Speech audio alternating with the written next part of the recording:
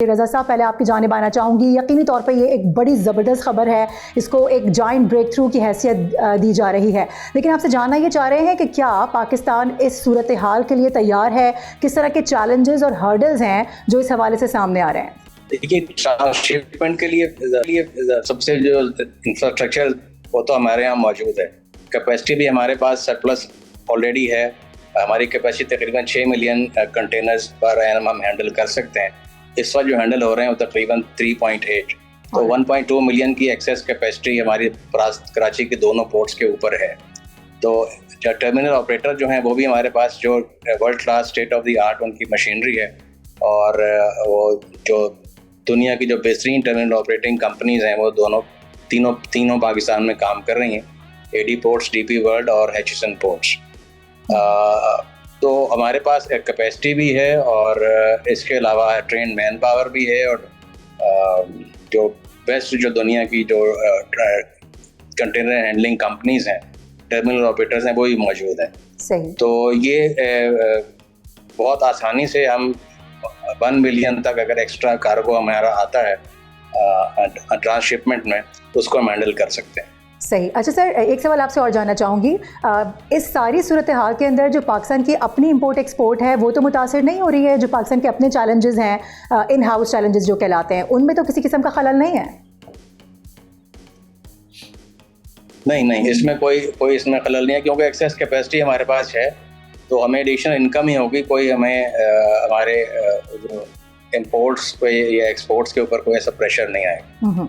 सही है, ठीक है sir. Stay with us. Ehtesham साहब, यकीनी तौर पर पाकिस्तान के लिए एक इनकलाबी खबर है, और इस वक्त हुकूमत के लिए चैलेंज भी है कि किस तरह से इससे इस्तेफादा हासिल किया जा सकता है, क्योंकि जहाँ पर हम देख रहे हैं मशरिक़ वस्ता के अंदर तमाम ममालिक एक जंग की सूरत हाल की लपेट में है। पाकिस्तान भी ज़ाहिर है इसके असरात उस पर भी पड़ रहे हैं, लेकिन ये जो खबर सामने आई है यकीनी तौर पर ये हुकूमत के लिए एक खुला दरवाज़ा है जिससे बड़ा फ़ायदा उठाया जा सकता है। देखिए, मारूफ पोर्ट कासम और गवादर पोर्ट के बाद अपना ये कराची पोर्ट के बाद हमने देखा जिस तरीके से गवादर पोर्ट बनाई गई थी, आपने देखा कई बरस हो गए हैं, और जिस तरीके से इसको ऑपरेशनल होना चाहिए था शायद नहीं हो रही थी। वो कहते हैं कि क्राइसिस में भी एक अपॉर्चुनिटी निकलती है, वो हमें मिल गई है इस वक्त। देखिए, मुझे ये कहने में कोई आर नहीं है मारूफ के बावजूद इस बात के कि इतनी बड़ी और इतनी शानदार और किस्म की हमारी पोर्ट है, जिस तरीके से कैटर कर सकती है दुनिया के ममालिक को। जिस तरह कहा गया था कि जी 200 जहाज़ आया करेंगे, तो नहीं आते थे। उनमें 2 वजूहत थी बड़ी। एक तो जैदी साहब भी उस पर ज़रूर कमेंट करें। एक तो हम फंस गए हैं, जो इंटरनेशनल पॉलिटिक्स का मारूफ हिस्सा है ना, आपने देख लें दुबई पोर्ट, वो भी, और दूसरी तरफ चाबहार पोर्ट जो है ये ईरान में बन रही थी, अब हिंदुस्तान भाग गया है, $300 मिलियन उसका डूब भी गया है, चाइनीज़ उसको ऑपरेट करेंगे अब। तो इनकी वजह से भी ये होता था कि ये भी सियासत करते थे, और पाकिस्तान में जो जहाज़ जिस तरह आने चाहिए नहीं आते थे। कुछ हमारे इशूज़ भी थे, ड्रेजिंग के इशूज़ थे, और कई बरस तक आपने देखा कि जहाज़ जितना नहीं आते, तो कहते हैं मनों के हिसाब से मट्टी नीचे जो है ना वो खड़ी हो जाती थी, उनको निकालेंगे तो जहाज़ आएंगे। तो अब तो अच्छी बात है कि बड़ी हद तक वो कहा जा रहा है कि उसको कवर कर दिया गया, और इस तरह से अब इसको ऑपरेशनल जिस तरह होनी चाहिए तो हो रही थी। जैदी साहब, आपको क्या लगता है कि ये इसके बाद ये क्राइसिस ख़त्म होने के बाद भी आपको लगता है कि जिस तरीके से इस वक्त पाकिस्तान ये सहूलतें सबको दे रहा है, और अब बड़े बड़े जहाज़ आना शुरू हो गए हैं, 30-35 जहाज़ 2-2, 3-3 दिन में आए हैं, आपको क्या लगता है कि अब जो नए रूट्स हैं जिनके बारे में पता चल गया है कि जी कल फिर अगर मामला ठीक भी हो जाएं, तो ये बहरहाल बनाए हुर्मस जो है ना कंट्रोल तो रहेगा इसका, ईरान का भी, तो कहीं ना कहीं फिर ख़राबी होगी तो उसको बंद कर देगा। तो आपको लगता है कि अपॉर्चुनिटी है, अब जिस तरीके से ऑपरेशन हुई है, गवादर पोर्ट में जहाज़ आना शुरू हो गए हैं, और ये एक ज़रिया बहुत बड़ा बन सकता है। आपको लगता है कि अनइंटरप्टेड अब हमारे यहाँ लोग आएंगे, बड़े बड़े जहाज़ आएंगे, और हमारी इकॉनमी जो इस तरह बूस्ट होगी? नहीं, मेरा नहीं ख्याल कि सरे दस्त ऐसा होगा, क्योंकि गवादर पोर्ट पे अभी ड्रेजिंग की ज़रूरत है, हैवी ड्रेजिंग वहाँ चाहिए। ट्रांसशिपमेंट का ये होता है कि एक मदरशिप मुख्तलिफ मुल्कों के लेके कंटेनर्स एक हब जिसे कहते हैं वहाँ पे लेके आती है मदरशिप, और वहाँ से फिर फीडर शिप्स के ज़रिए अपनी डेस्टिनेशंस पे जाते हैं, जो भी रीजनल पोर्ट्स होती हैं। उसके लिए मदरशिप्स के लिए ज़रूरी होता है कि बहुत वहाँ पे तकरीबन 15-16 मीटर का ड्राफ्ट चाहिए। तो गवादर में फ़िलहाल इस ड्राफ्ट को अटेन करने के लिए बहुत हैवी ड्रेजिंग की ज़रूरत है। तो छोटे जहाज़ तो वहाँ आ सकेंगे, लेकिन मदरशिप्स, बड़ा जहाज़ वहाँ नहीं आ सकेंगे इमीडिएटली, नहीं, नियर फ्यूचर में नहीं। सही। तो रजा साहब यानी आप ये कह रहे हैं कि नियर और फ्यूचर में इसमें एक चीज़ आप जी ना जी जी ऐड करेंगे। मारूफ, एक चीज़ मैं और पूछूँ जैदी साहब से। जैदी साहब, इंटरनेशनल पॉलिटिक्स आपने देखना, हमने अब जिस तरीके से चाइना को उसका कंट्रोल दिया हुआ, एक ज़माने में सिंगापुर के पास था, इनको दे दिया गया। अब बहुत से हवालों से हमें पता चलता है कि चाइनीज़ भी इंटरेस्टेड हैं एक नेवल बेस बनाने पे यहाँ पे।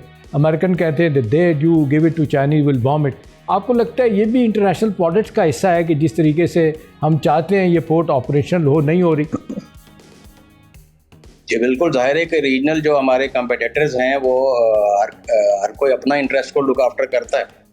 तो ये गवादर पोर्ट ऐसी जगह लोकेटेड है जहां और भी हमारे कंपिटिटर्स बहुत सारे हैं, गल्फ की पोर्ट्स हैं।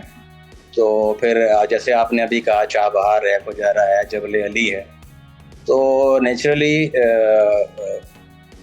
जहाँ कंपटीशन होता है मार्केट में, तो हर कोई चाहता है मैक्सिमम बिजनेस उसके पास आए। तो उससे भी बोर्ड हमारे जो गवादर पोर्ट की जो फंक्शनल लाउन है उसमें एक ये भी बड़ा फैक्टर है। सही है। एहतिशाम साहब, इसको लॉन्ग टर्म बनाने के लिए क्या प्रोसीजर इख्तियार किया जा सकता है? क्योंकि ज़ाहिर है एक चीज़ से अगर फ़ायदा हो रहा है और हुकूमत को नज़र भी आ रहा है और फिर इसके आगे जाके फ्रूटफुल रिजल्ट्स भी हमें नज़र आएंगे और इससे हम फ़ायदा भी उठाएंगे, तो क्या किया जा सकता है? कैपेसिटी को किस तरह से बढ़ाया जा सकता है और ये कितना अरसा आप समझते हैं कि कितने अरसे में हो जाना चाहिए?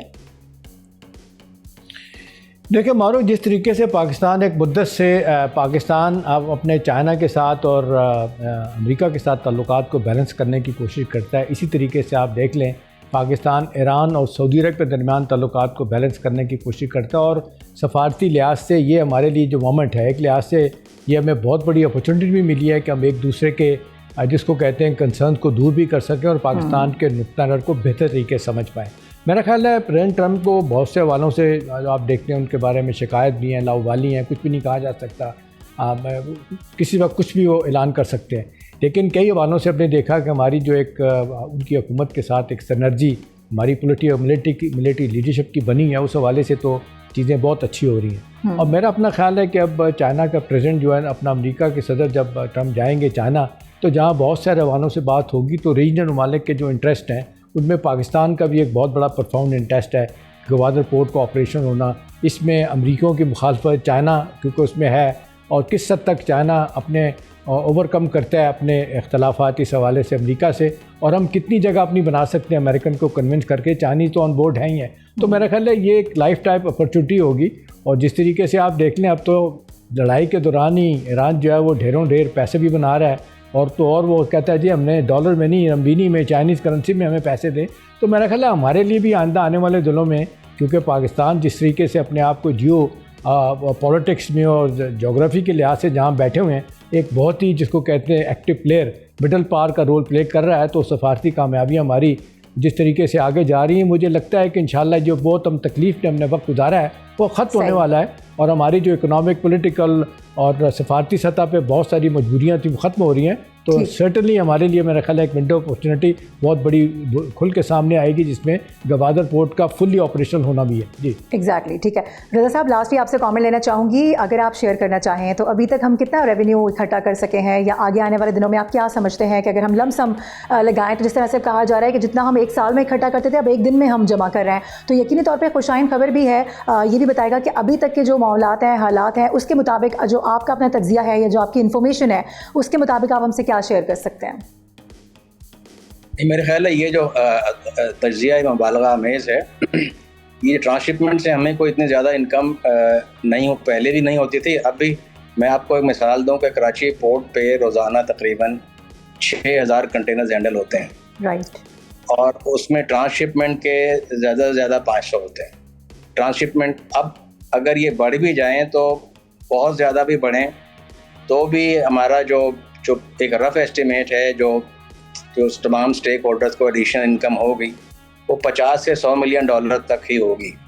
और इसमें टर्मिनल ऑपरेटर्स भी शामिल हैं, फेडरल टैक्सेस भी हैं, और इसमें जो पोर्ट के जो चार्जेस हैं वो भी इसमें अगर इंक्लूड कर लें तो ये लेकिन ये अच्छा होगा कि अगर फ्यूचर में हम कोई शिपिंग लाइन इसको अपना हब डिक्लेयर कर ले, कराची को या गवादर को, तो एक सस्टेनेबल हमारा सोर्स ऑफ इनकम होगा और उसमें ग्रेजुअली इंक्रीज होगी साल ब साल। सही, बट बहुत बड़ा सोर्स ऑफ इनकम ये नहीं होगा। जारी साहब, ये जो इंश्योरेंस कॉस्ट बढ़ गई है, ये तो 1800 से $200 $2000 एडिशनल चार्ज कर रहे हैं इंश्योरेंस कंपनियां। आपको क्या लगता है इसका हमें कितना नुकसान आया, कितना बाकी ममालिक जो हैं वो उसको कैसे देख रहे हैं? इसमें तो जाहिर है सबको नुकसान होगा ना। देखिए कि जो cost of doing business, goods की कॉस्ट बढ़ जाएगी, तो इसमें एक्सपोर्टर्स को भी लॉस है, जो एंड कंज्यूमर, ये अल्टीमेटली सारी की सारी जो ये पास ऑन एंड कंज्यूमर पे ही होगा। सही। और इसमें गेन तो किसी के लिए नहीं, एवरीबॉडी विल लूज। सब्सक्राइब करें और बेल दबाएं ताकि कोई खबर रह न जाए।